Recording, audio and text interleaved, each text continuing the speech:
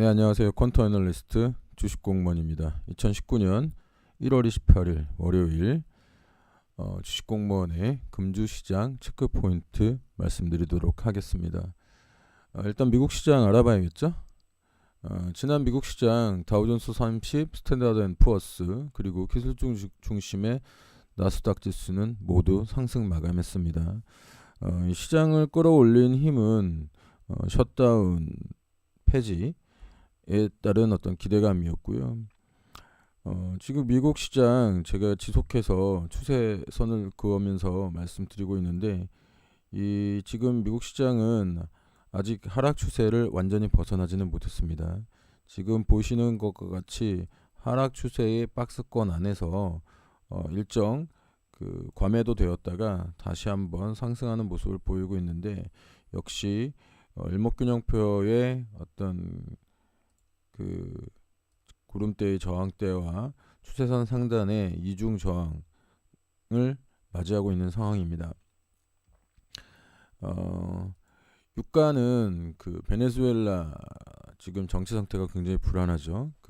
정치 불안 상태 때문에 상승했고 금값 역시 달러 약세에 상승을 하는 것을 보였습니다. 제가 주가 주요 환율 차트를 조금 보여드리려고 하는데요. 상품 차트, 환율 차트를 같이 보여드리려고 하는데 이 보시는 것 같이 지금 이거는 이제 엔달러 환율이고요. 이제 원달러 환율을 보시면 최근에 이제 25일 날이죠. 급격하게 박스권 하단까지 지금 박스권 하단까지 내려오려고 하는 모습을 지금 보이고 있습니다. 이 박스권 하단까지 내려오려고 하는 모습을 보이고 있기 때문에 여러분들께서는 환율 잘 살펴보시면서 투자하시면 될 것 같고요.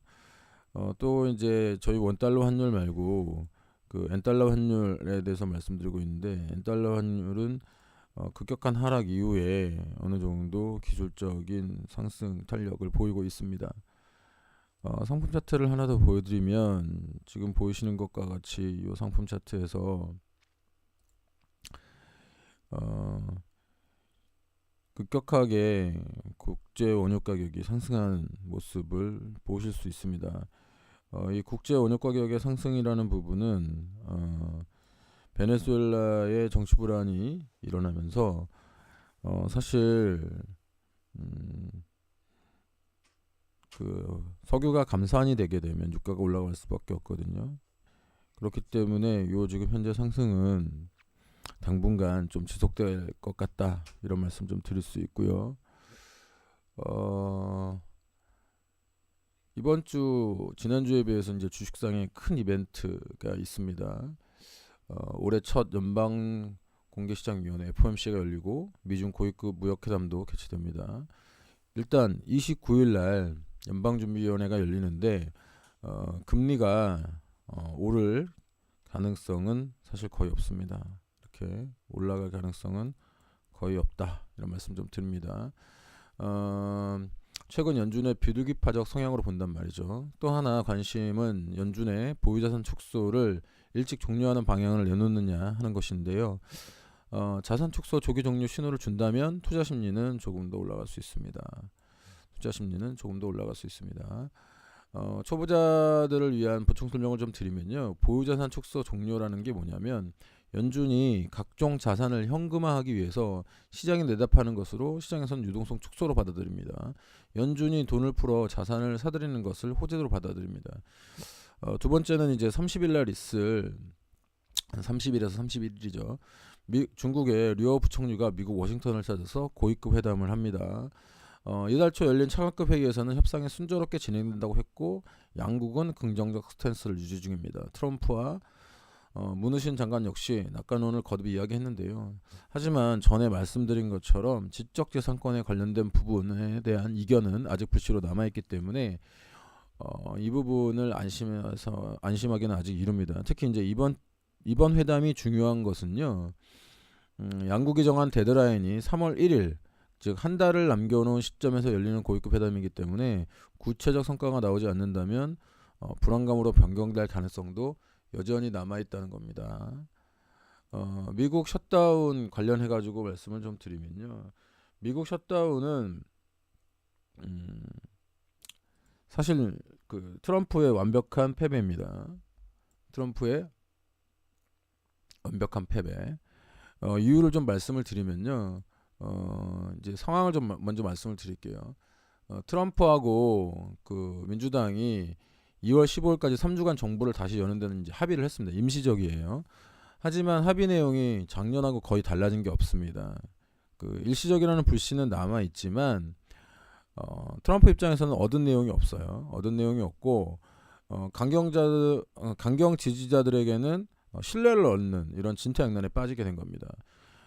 스탠다드 앤 푸어스 셧다운에 따른 경제적 비용이 이미 트럼프가 요구한 장벽 비용 57억 달러를 또는 뭐 60억 달러 정도가 된다 이렇게 발표가 됐고요. 3주간의 미봉책이긴 하지만 트럼프가 이제 셧다운 동안 엄청난 비난하고 지지를 비난하고 지지율 하락을 받았잖아요. 이걸 경험했기 때문에 또다시 셧다운으로 이끌기에는 동력이 좀 부족합니다.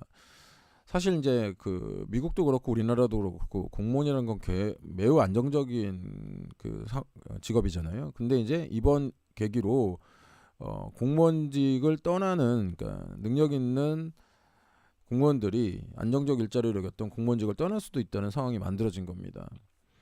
이번 주에 우리나라는 그 다음 주에 있을 그 설날 명절을 맞이해서 주 후반으로 갈수록 변동성을 보일 텐데요. 일반적으로 개인 투자자들은 명절 전에 필요한 자금을 쓰기 위해서 주식을 파는 경향이 있습니다. 이때 이제 외국인하고 기관 투자자들은 반대로 주식을 사모았고요. 시장은 적지만 랠리를 보인 때가 많았고 이번 역시 세력에 올라타는 전략으로 수익을 기대해 보시기 바랍니다. 금요일 날 외국인들이 우리 시장에서 약 8,200억 원을 순매수했는데요. 최근 한 달 동안 우리나라 주식을 약 3조 정도 사들였습니다. 거의 뭐 이제 저평가 주식들 말씀드리는 거고요. 오늘도 성공 투자하시고 객관적으로 시장을 바라보는 주식 공부원과 함께 눈을 키워가시기 바랍니다. 방송 끝까지 들으셔서 감사하고요. 방송 괜찮으셨다면 추천과 구독 부탁드리겠습니다. 지금까지 따박따박 수익률의 주식 공무원이었습니다.